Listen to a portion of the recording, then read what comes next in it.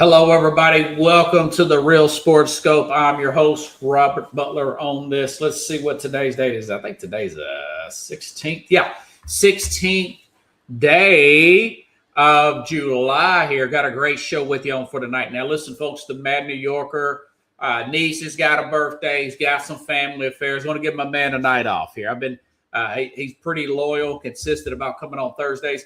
Plus, I didn't get a chance to do a program on Monday. I wanted to actually take the day off. I've been really grinding hard, building my savings back up, trying to gear up some marketing money for this program coming into the football season. Folks, listen, we've got training camp coming up on Thursday for a lot of teams here. That'll be the 23rd. Also this week, starting on the 20th, SEC Media Day. It's going to give you my SEC championship. I'm going to try to get my Phil Steele magazine sometime this weekend and study up on that as well. But as far as tonight, go to talk this World Cup. This World Cup's been a big buzz. I told you I work ride share, Uber stuff around here in the Nashville area. And I'll tell you what, a lot of buzz about the World Cup.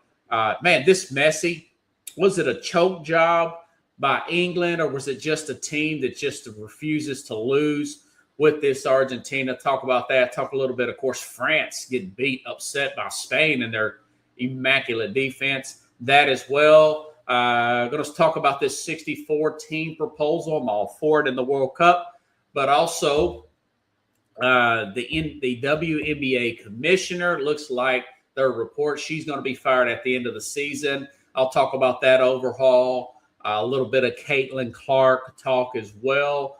Also, my 3 bold predictions, like I said earlier, training camp start next week. My 3 bold predictions for the NFL coming into next season. So, got a big show with you all for tonight. Can't wait. Stand by. We'll take our first and only break. I'll be back here momentarily, and we'll hit the ground running here on the Real Sports Scope.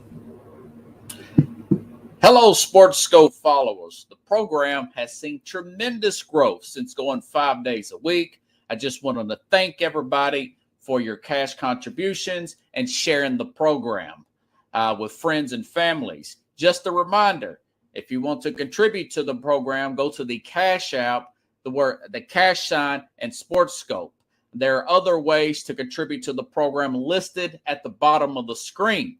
If you want to advertise on the program, go to sports, that is sports with an S, another S, scope, SKOPE, at gmail.com, just like it's listed at the bottom of the screen. Thank you and enjoy the program. All right, we'll start off with the big game last night, or technically yesterday afternoon, which I think is pretty cool playing these games in the afternoon personally. Argentina, England, intense match ratings. By the way, 22-24 million according to Fox. I thought that would be actually more than that. Maybe afterwards they will find out that the streaming was more. And, of course, the internet views will be a gazillion numbers here. But anyways, geez, Argentina, like they did about 2 weeks ago against Egypt. Riley's back, scores goals, 2 goals late to win, just like they scored a 3 unanswered. They scored the 2 unanswered late. I haven't seen a team like this. I don't watch a lot of soccer. I know that, and you guys know that too. But I do watch a lot of sports in general. And, whether it's NFL, college football, the NBA, college basketball, there's only so many teams that can come back like this. But yeah, I just cannot believe England lost this game. They get up early in the game. They go into a shell. They play basically a prevent defense. And listen, not to take away from Argentina, some of you younger fans might not know this quote, but a lot of you older fans do know this quote, is the Rudy Tomjanovich, former coach of the Houston Rockets when they won their back-to-back championship in 1995, says, never underestimate the heart of a champion. Never, they've got this, and I understand it. I've heard all the criticisms. I said the criticisms. Argentina Argentina is a team that is it has gotten they got a very good draw. They've gotten a very good draw per se. But these last few games, hey, listen, they rise up. Okay, England, I thought was going to be the team possibly could win this whole thing. We talked about them going down to Mexico, winning on the road, beating Mexico in Aztec Stadium, snapping their 14-year winning streak. Yeah, you heard that correct. And then they lose like this to Argentina. But Argentina has this aura about them. Whether they had a light schedule or a good draw or not, they had this aura where they just feel like they will not lose. That's my take on them per se. Let's watch this. And I've said this a few weeks now. I'm going to say this for the second week in a row with Lionel Messi. For you NFL fans out there, some of you older fans, this guy's small. He's 5'7", 5'8". I'm about his height. Lionel Messi. Undersized player, extremely skilled, extremely clutch, big game player. He reminds me so much of a smaller, big game NFL player, Joe Montana. Watch this play. This is the game winner to pretty much seal it pretty much at the end of the game here against England.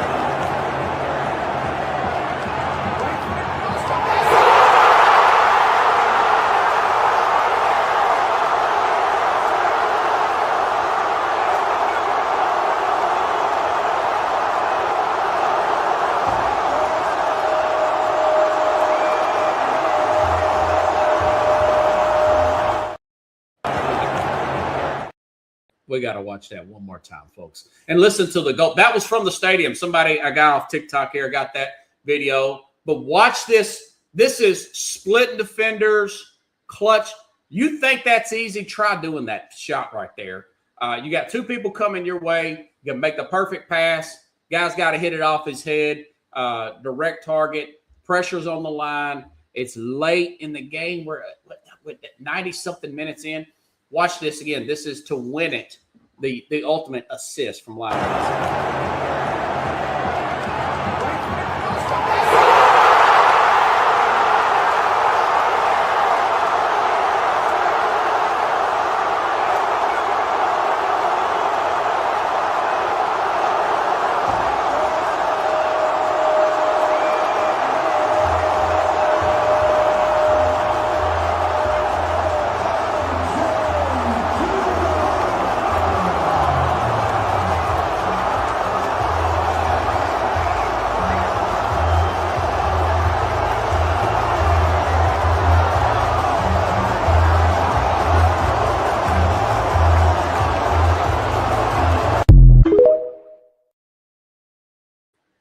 Again, it looks like I don't know. I'm looking like I'm having trouble streaming here on Facebook. I hope Facebook did flag me.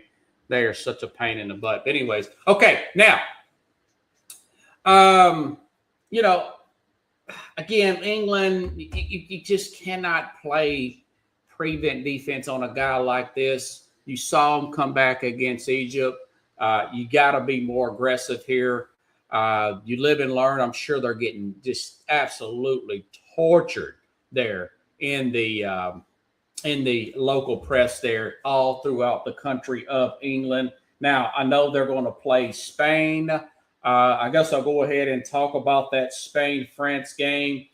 The Spain, listen, I mean, NFL comparison, they are the 85 Bears. They are the 2000 Ravens of this World Cup tournament. One goal given up, and not really. The adage was, are they going to depend on this 18-year-old star here, Lamine Yamal? I'm sure I'm jacking his name up. The 19-year-old, he's 19 now. Are they going to depend on him? No, they didn't. That their defense gets too old.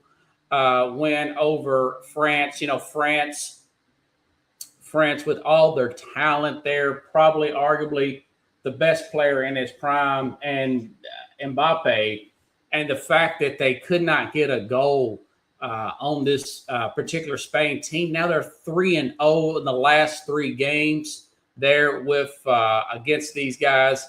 Listen, it's a great defense. They are a complete team.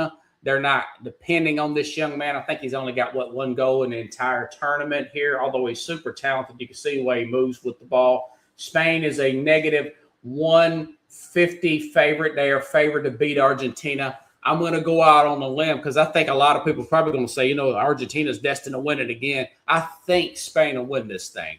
I think they're going to win it. I think they've got the defense.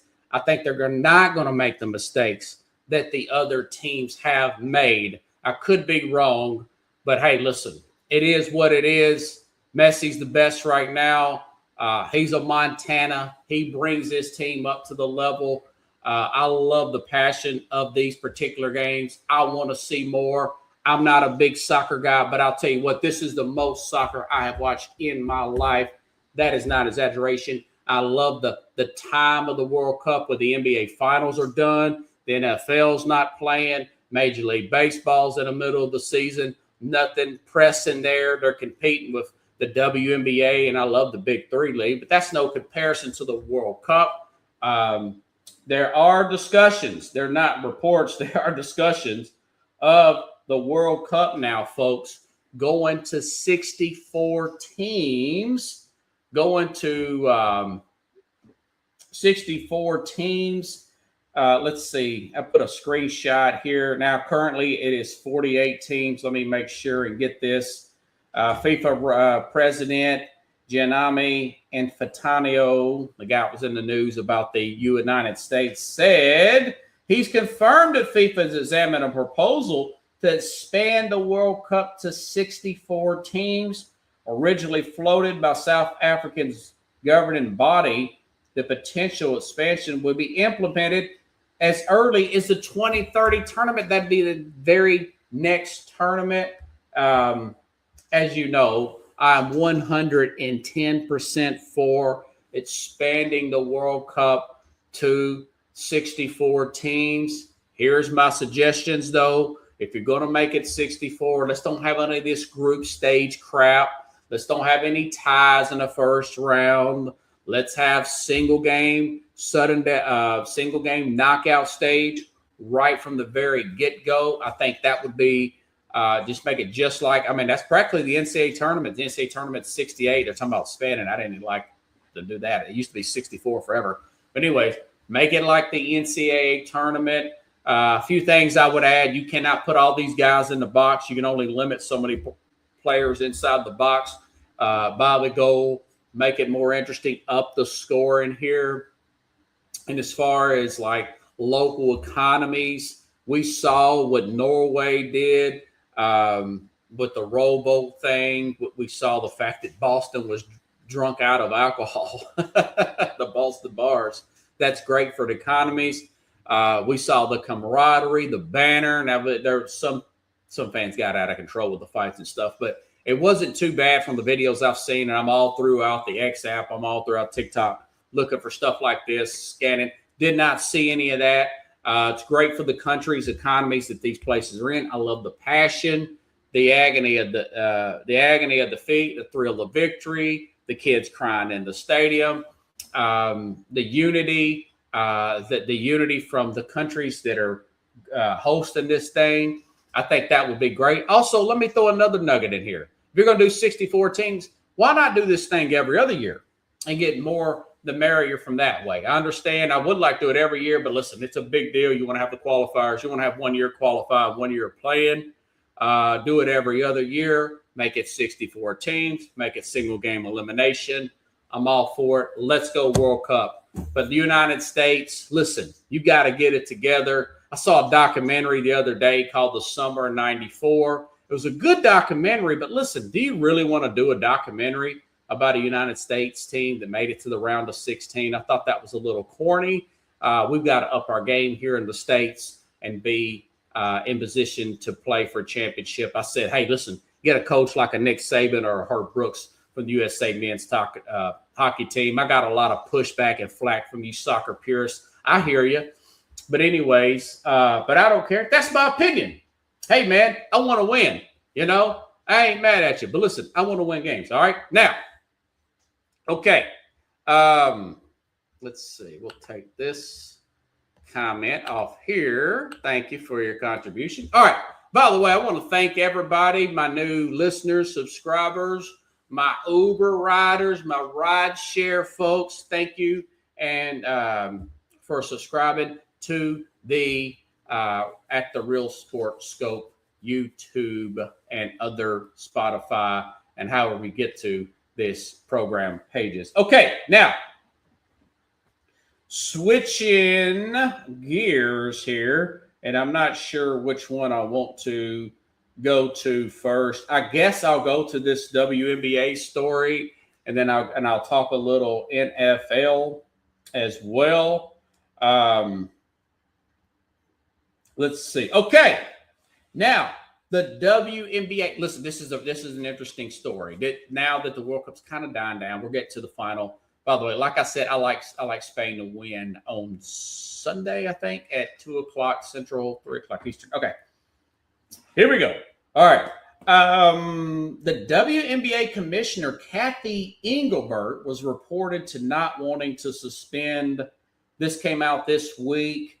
Player Alyssa Thomas for a throat punch on Caitlin Clark until Adam Silver stepped in and said she should do so last week. Let me play that, and then I'll also play what she did blowing off Dan Patrick, which is unbelievable, man. Let's see. That's the wrong one. To the ground, and ooh, that's a hand to the neck, and then to the ground, and ooh, that's a hand to the neck, and then. Okay, so she did not want to suspend that player for punching Caitlin Clark in the neck. Adam Silver, the commissioner of the NBA, had to step in and punch her. Had to step in and say, "No, you know, what you need to suspend Caitlin Clark." Listen, folks, this has been a charity league for 29 years. Okay, what do you mean by charity league? The NBA is picking it up. It's not turning profit since for the last 29 years, since 1997. I think they've been laying under the radar, not used to this much scrutiny, not used to this much publicity. And this woman, by the way, reports are, according to Sports Business Journal, that she is going to be out at the end of the year. She will be fired at the end of the year. Look what she did. This is the commissioner, folks. This is the commissioner of the WNBA blowing off Dan Patrick's show at the last minute. Watch this, if I can find it. I mean, if you want to be treated as a serious league, then do these. This is what happens. These are tough questions, but this is a fair outlet for you, a fair platform. I will treat you with respect, but don't say yes. And then all of a sudden, somebody probably said, oh, maybe we shouldn't do this. Well, at some point, you have to do this. And she's 50 yards away. She's hitting practice shots out of the bunker. This is an important league. There's expansion. There's conversation. It's been agendaized. Everybody has something to say about it. Now you have a chance to answer these questions. I wanted Kathy to have that opportunity. You don't want to come on the show? Tell me you don't want to come on the show. I have no problem with that. But if you tell me you're coming on and you make us wait 2 hours, that's a problem. And that says a lot about what's going on, in my opinion, with the WNBA. Wow. I mean, listen, this woman is, like I said, there are reports she's going to be out after this season here. My thing is that supports narratives from guys that are known, conservative sports talk show hosts. That's a real title now. Guys like Clay Travis with Fox Sports and Jason Whitlock, who's independent now, say that basically what they're saying is, and they haven't specifically said this, but they're saying that that Clark, the jealousy comes from because she is, white per se, and she's gotten so much attention. And also the jealousy comes from that she's not LGBTQ. She's straight. She's not lesbian or gay or whatever. I think that's part of it. I do think that's part of it. But I also want to, like I said, this commissioner does not want to offend the players because of their envy and jealousy of Clark's and her status. But also, I do think a lot of the resentment is coming from that she's not the best player per se in the league. She's not an Asia Wilson or whatever. Some could make the argument that Paige Becker's a better player per se. That she hasn't proven enough, like all rookies, young players. She's 30 years in. She's not a rookie, but still coming in with a lot of hype. Has not technically proved she hasn't got MVP of the league yet. She has not won a championship yet. So certain things like that. Now, that being said, she comes in with the high marketing and ability. They go from private jet from flying commercial. Now they're flying private. They're selling out arenas with Caitlin Clark there. She is a great player. She reminds me of a lot of Steph Curry. Like I said last week or the week before that, got a lot of heat for it. That she's got to step her game up, and they've got to step their game up around her, the coaching staff, and get the players on board. With Sophia Cunningham, who was at UFC the other day. You know, she was a ring card girl. She's starting to get some celebrity, but they've got to win more games. The other day, she was complaining about not getting a call made. She was hammered again the other day. That's fine. I do think that she is being somewhat targeted. But that being said, she's got to win more games. They've got to have more success on the court. Okay, that's my criticism there. But going back to this commissioner here, she's too afraid to upset the apple cart. You got to be like a David Stern type. That's the former commissioner who set the ball rolling for what Adam Silver is running off of. You've got to have a hard line fist, and you cannot be intimidated by nobody when you're making rules, whether they love you or hate you. One time, Stern, he put in a dress code. He thought the players were looking too sloppy at the podium, which Allen Iverson, they're looking too unprofessional, too thug-like. He was accused for possible racism and all that. Well, you know what? The players liked it. They come up in their fresh suits here, and I'm pretty sure they got some endorsements from that and got some clothing lines.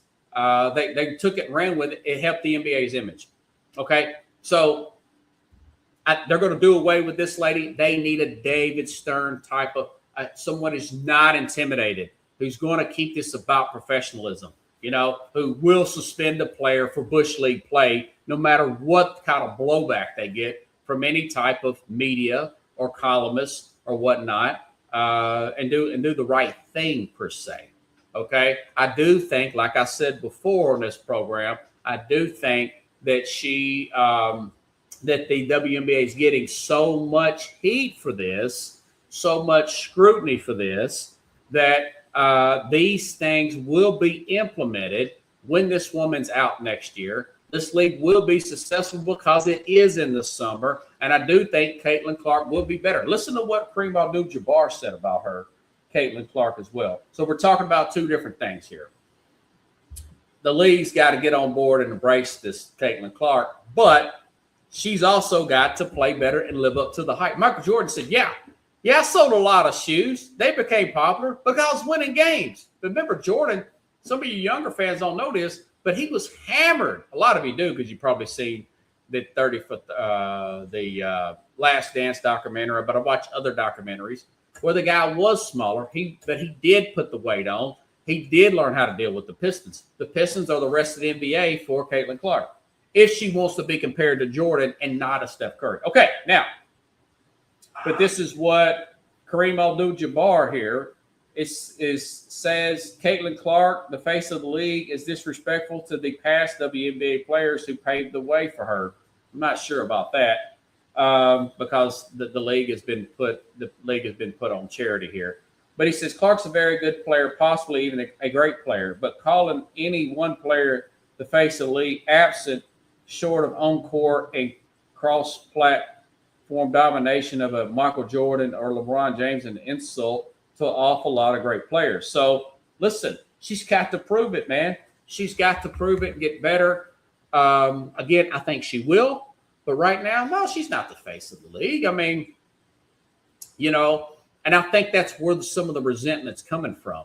She might be the most popular, but you're talking face of the league around her peers, coaches, and whatnot, players, it's probably still going to be Wilson.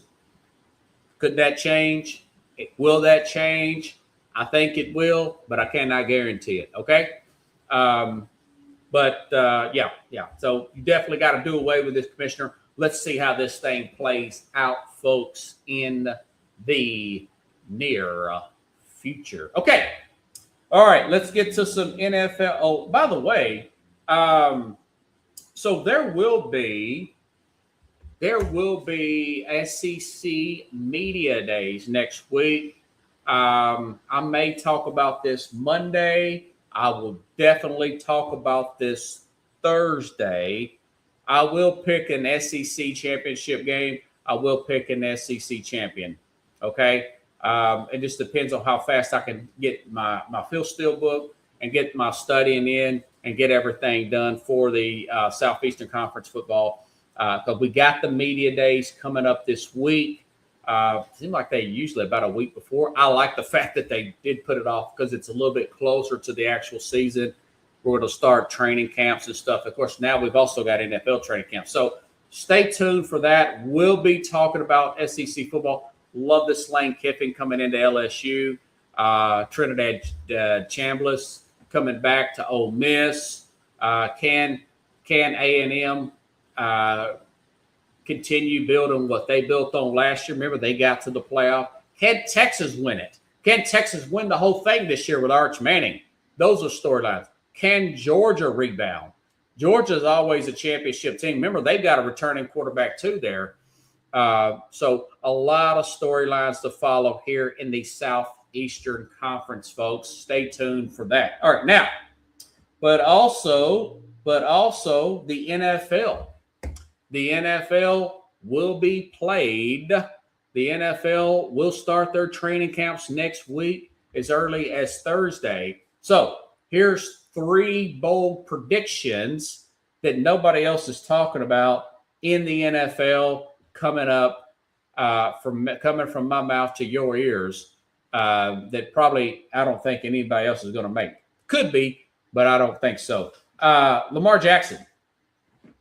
Lamar Jackson dropped 67 spots in a new players poll. That's a big deal.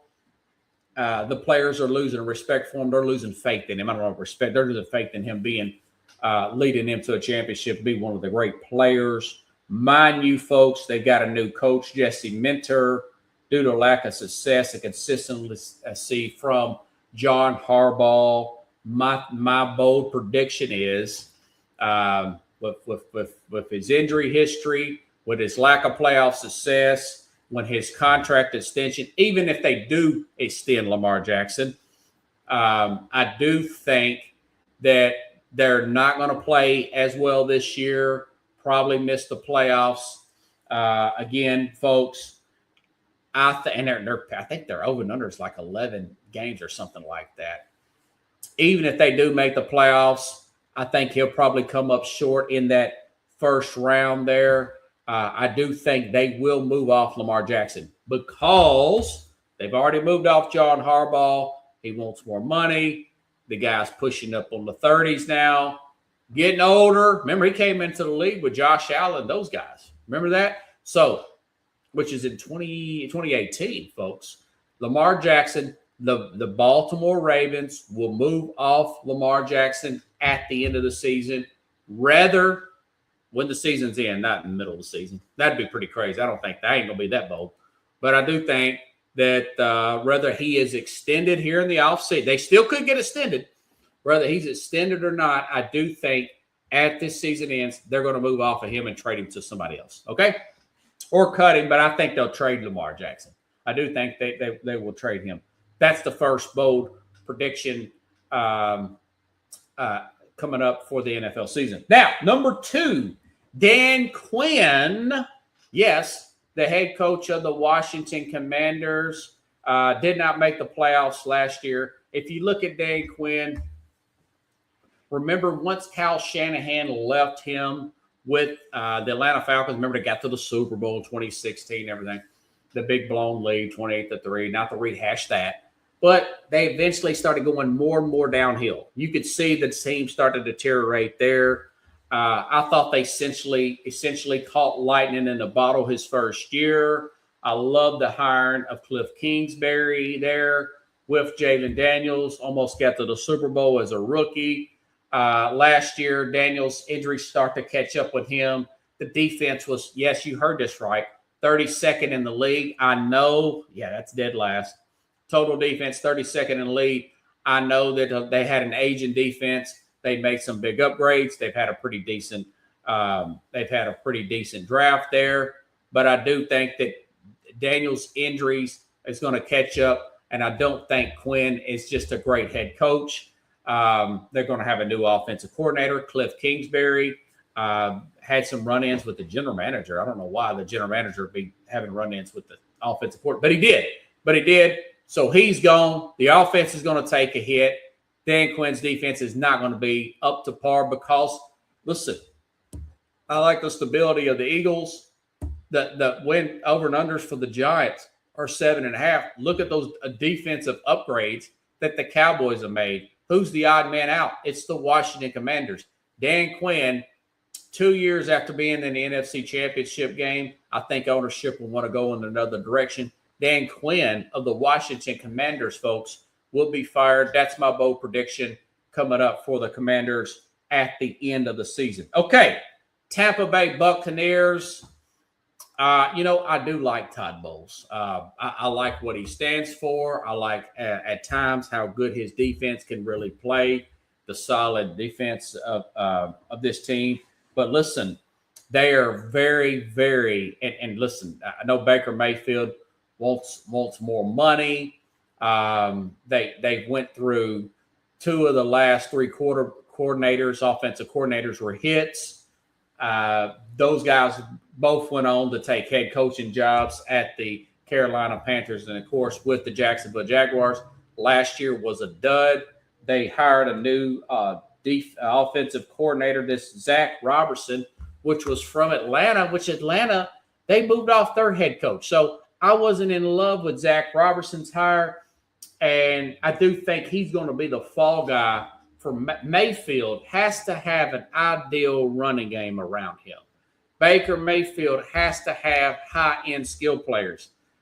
He has to have guys like Mike Evans or whoever around him for him to be successful. He's still somewhat of a limited player. He's a little undersized. He's never as fast as he thinks he is. I don't think Zach Robertson's going to fix it. I think that the Bucs are going to look at this and say, we need a strong offensive-minded head coach. We don't need to keep rolling dice with coordinators every single year. We're going to have to move off Todd Bowles and thank him for his services. They might move off Baker Mayfield as well. I would not pay him $55 to $60 million, and I'd be looking for a quarterback. But I'm just telling you right now, you look at the emergence of the Carolina Panthers, who made the playoffs last year. You look at the new coaching staff with the Atlanta Falcons, who, by the way, they may have James Pierce somewhat back this year. I want to say he's getting out of his illegal stuff. I like what they've done. Remember, they've got Tua up there in Atlanta, okay?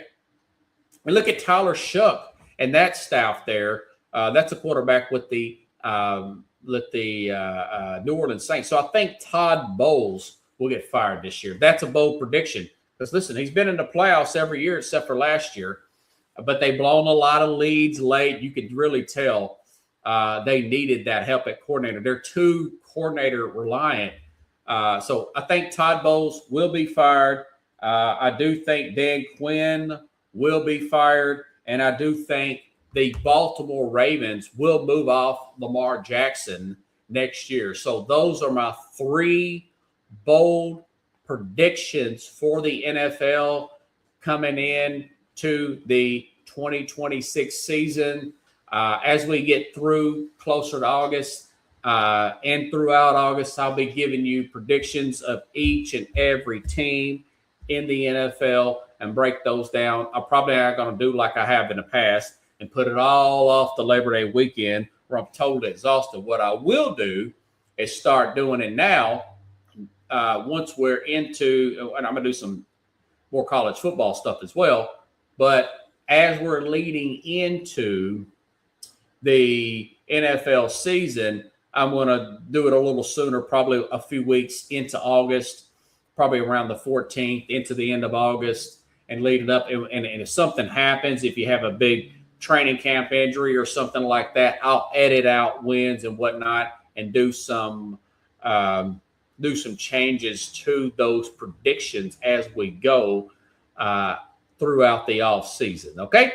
All right. So if you like the show, share the show. I'll be back on hopefully Monday and give you an update. I'll talk a little, like I said, I may very well do an SEC prediction Monday. If not, I'll definitely, with the Matt New Yorker, who'll be back hopefully next Thursday, talk about some SEC storylines and predictions, see who can possibly make the playoff and not, or at least win this conference here. Okay. Looks like I got a great crowd tonight. Again, I want to thank everybody from YouTube for coming on the program here. And again, I'll be back Monday, probably with a recorded show Monday, and I'll be back live here on Thursday night. Have a good Thursday, everybody, and I will see you then here on the Real Sports Scope.